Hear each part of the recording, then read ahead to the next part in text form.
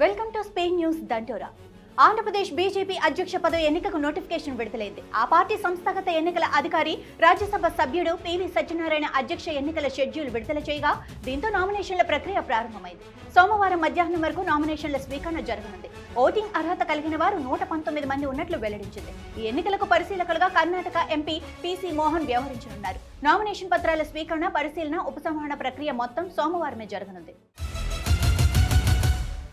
అమరావతిలో జరిగిన టీడీపీ విస్తృత సమావేశంలో ముఖ్యమంత్రి చంద్రబాబు నాయుడు గైర్హాజరైన 15 మంది ఎమ్మెల్యేలపై తీవ్ర ఆగ్రహం వ్యక్తం చేశారు. పార్టీ కార్యక్రమాలకు ప్రాధాన్యత ఇవ్వకుండా విదేశీ పర్యటనలు, దైవ దర్శనాలు వంటి వ్యక్తిగత కార్యక్రమాలకు ఎక్కువ సమయం కేటాయిస్తున్నారని ఆయన విమర్శించారు.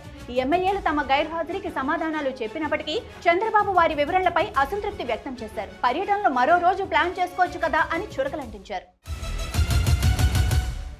నిజామాబాద్ లో జరిగిన పసుపు బోర్డు ప్రారంభోత్సవంలో పాల్గొన్న కేంద్ర మంత్రి అమిత్ షా తీరు చూస్తుంటే మా చెల్లికి పెళ్లి జరగాలి మళ్లీ అన్న చందంగా ఉందని బీఆర్ఎస్ ఎమ్మెల్యే వేముల ప్రశాంత్ రెడ్డి ఎద్దేవా చేశారు. ఇంతకు ముందే ఉన్న తాత్కాలిక కార్యక్రమాలన్నీ వేరే కిరాయి బిల్డింగ్ కు మార్చి అమిత్ షాతో ప్రారంభోత్సవం చేయించారని పేర్కొన్నారు. పసుపు రైతులకు కావాల్సింది తాత్కాలిక ఆఫీసులు, 2 సార్లు ప్రారంభోత్సవాలు కాదన్నారు. దేశంలో 70% పసుపు తెలంగాణలోనే పండుతుందని, 4 దశాబ్దాలుగా పసుపు పంటకు మద్దతు ధర కోసం బోర్డు కోసం పోరాటాలు చేస్తున్నారని గుర్తు చేశారు. తెలంగాణ సంస్కృతి సాంప్రదాయాలకు ప్రతీకగా నిలిచే అమ్మవారి బోనాల వేడుకలను నగరంలో అత్యంత వైభవంగా నిర్వహించడానికి ప్రభుత్వం విస్తృతమైన ఏర్పాట్లు చేసిందని మంత్రి పొన్నం ప్రభాకర్ అన్నారు. సికింద్రాబాద్ ఉజ్జయిని మహంకాళి దేవాలయంలో ఏర్పాటు చేసిన అమ్మవారి ఘటం ఎదుర్కోలు కార్యక్రమంలో మంత్రి పాల్గొన్నారు. అమ్మవారి ఘటం తయారీ వస్తువులు, ఆభరణాలను ఫౌండర్ ట్రస్టీ ఫ్యామిలీకి అందజేశారు. ఈ సందర్భంగా ఆయన మాట్లాడుతూ బోనాల వేడుకల సందర్భంగా ఆలయాలకు వచ్చే భక్తులకు ఎలాంటి ఇబ్బందులు లేకుండా చర్యలు తీసుకుంటున్నామన్నారు. ఆంధ్రప్రదేశ్ రాష్ట్రంలో ప్రజలకు వివిధ సేవలను సులభతరం చేయడానికి కూటమి ప్రభుత్వం సరికొత్త విధానానికి శ్రీకారం చుట్టిన విషయం తెలిసిందే. ఇప్పటికే వాట్సాప్ ద్వారా ఏపీలోని ప్రజలకు కావాల్సిన సర్టిఫికెట్లను స్మార్ట్ సేవలతో అందిస్తున్న ఏపీ ప్రభుత్వం ఇకపై వాట్సాప్ మనమిత్ర ద్వారా ఎక్కడి నుంచైనా ఆస్తి పన్నును చెల్లించేలా అవకాశం కల్పించింది. ఇకపై ప్రజలు ఆస్తి పన్నులు చెల్లించడానికి ఆఫీసుల చుట్టూ, మీ సేవా కేంద్రాల చుట్టూ తిరగాల్సిన పని లేకుండా చాలా ఈజీగా ఆస్తి పన్ను చెల్లించే అవకాశాన్ని కల్పిస్తోంది.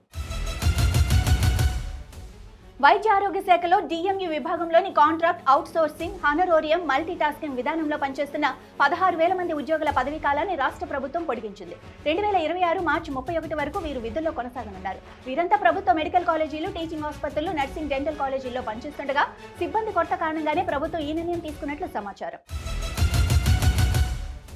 వరంగల్ జిల్లా కాంగ్రెస్ పార్టీ రాజకీయం రసవత్తరంగా మారుతోంది. కొండా దంపతులు వర్సెస్ స్థానిక ప్రజాప్రతినిధులు అన్నట్టు రాజకీయం సాగుతోంది. తమపైన అనుచిత వ్యాఖ్యలు చేసిన కొండా దంపతులపైన ఫిర్యాదు చేసిన స్థానిక ప్రజాప్రతినిధులు వారిపైన క్రమశిక్షణ చర్యలు తీసుకోవాలని అధిష్టానానికి ఫిర్యాదు చేశారు. అధిష్టానం ఏర్పాటు చేసిన క్రమశిక్షణ కమిటీ కొండా మురళికి వారం రోజుల డెడ్ లైన్ విధించి తాము అడిగిన ప్రశ్నలకు సమాధానం చెప్పాలని పేర్కొంది. కొండా మురళి సమాధానం ఇచ్చిన తర్వాత తదుపరి నిర్ణయం ఉంటుందని వెల్లడించింది. తెలంగాణ జాగృతి ఆధ్వర్యంలో ప్రవాస తెలంగాణ బిడ్డల సంక్షేమానికి కృషి చేయాలన్న ఉద్దేశంతో వివిధ దేశాల శాఖలకు నూతన అధ్యక్షులను ఆ సంస్థ అధ్యక్షురాలు కల్వకుంట్ల కవిత ప్రకటించారు. తెలంగాణ ఉద్యమంలో క్రియాశీలకంగా పనిచేసి రాష్ట్ర సాధన అనంతరం తెలంగాణ అభ్యున్నతికి అంకితమైన సంస్థగా తెలంగాణ జాగృతి నిలిచిందని ఆమె పేర్కొన్నారు. బాధ్యతలు అప్పగించిన వారు తెలంగాణ అభ్యున్నతికి, ఆయా దేశాలలో ఉన్న తెలంగాణ ప్రవాసీల సంక్షేమానికి, సాంస్కృతిక వికాసానికి కృషి చేయాలని సూచించారు. త్వరలోనే ఆయా దేశాల్లో పూర్తిస్థాయి కమిటీలను ప్రకటిస్తామని ఆమె వెల్లడించారు. దేశంలో ఎమర్జెన్సీ విధించిన వారు రాజ్యాంగాన్ని హత్య చేసి న్యాయ విభాగాన్ని కీలుబొమ్మగా మార్చుకోవాలని అనుకున్నారని ప్రధానమంత్రి నరేంద్ర మోడీ విమర్శించారు. నాటి నిర్బంధంపై పోరాడిన యోధులను ఖచ్చితంగా స్మరించుకోవాలని, అది రాజ్యాంగాన్ని కాపాడుకోవడానికి మనల్ని ప్రేరేపిస్తుందన్నారు. దేశంలో ఎమర్జెన్సీ విధించి 50 ఏళ్లు పూర్తవటాన్ని ఆదివారం నాటి 123వ మన్ కీ బాత్ లో ప్రధాని ప్రస్తావించారు. ఎమర్జెన్సీపై గళమెత్తిన మొరార్జీ దేశాయ్, వాజ్పేయి, బాబు జగజీవన్ రావుల ఆడియో ప్రసంగాలను కాసేపు వినిపించారు.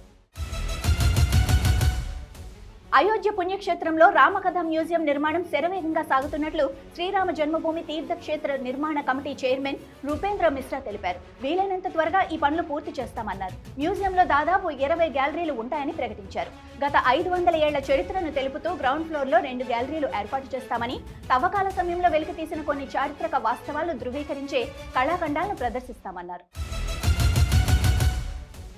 మాదాపూర్లోని సున్నం చెరువులో ఆక్రమణలపై హైడ్రా తొలగించింది. 32 ఎకరాల విస్తీర్ణంలోని సున్నం చెరువులో భారీగా ఆక్రమణలు ఉన్నట్లు అధికారులు గుర్తించారు. ఎఫ్టీఎల్ పరిధిలో అక్రమంగా నిర్మించిన గుడిసెలను కూల్చేశారు. చెరువు సమీపంలో అక్రమంగా వేసిన బోరు మోటార్లను తొలగించారు. ఇక్కడ ఏళ్ల తరబడి అక్రమ నీటి వ్యాపారం సాగుతుండగా చెరువు పరిధిలోని భూగర్భ జలాలను వినియోగించొద్దని హైడ్రా సూచించింది. అక్రమంగా నీటిని తరలిస్తున్న పలు వాటర్ ట్యాంకర్లను సీజ్ చేసింది. మహారాష్ట్ర ప్రభుత్వం రాష్ట్రంలోని పాఠశాలల్లో త్రిభాషా విధానాన్ని ప్రవేశపెట్టాలన్న నిర్ణయంపై వెనక్కు తగ్గింది. త్రిభాషా విధానంలో భాగంగా హిందీని తప్పనిసరి చేసే ప్రభుత్వ ప్రయత్నాన్ని పలు రాజకీయ పార్టీలు తీవ్రంగా విమర్శించడంతో తాజా నిర్ణయం తీసుకుంది. ఈ విధానం అమలుపై ఒక కమిటీ సమగ్రంగా చర్చించనుందని ముఖ్యమంత్రి దేవేంద్ర ఫడ్నవీస్ ప్రకటించారు.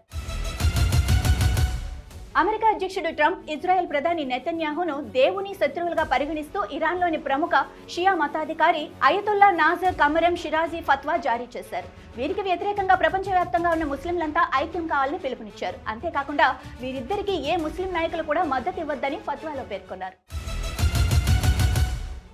బంగాళాఖాతంలో అల్పపీడనం ఏర్పడటంతో ఇది రానున్న రోజుల్లో ఒడిశా, పశ్చిమ బెంగాల్, జార్ఖండ్ వైపు ప్రయాణించే అవకాశం ఉంది.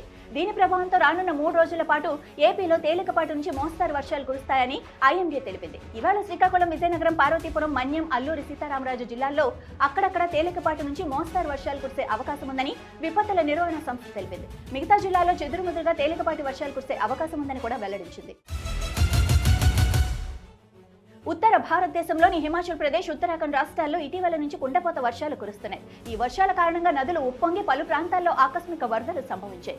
ముఖ్యంగా పర్వత ప్రాంతాల్లో భూకంపాలు, నేల కొరుగుడు సంఘటనలు కూడా నమోదవుతుండగా ప్రజల ప్రాణాలకు ముప్పు ఏర్పడింది. రహదారులు, వంతెనలు ధ్వంసమయ్యాయి. పరిస్థితి మరింత దిగజారే అవకాశం ఉండటంతో అధికారులు అప్రమత్తమయ్యారు.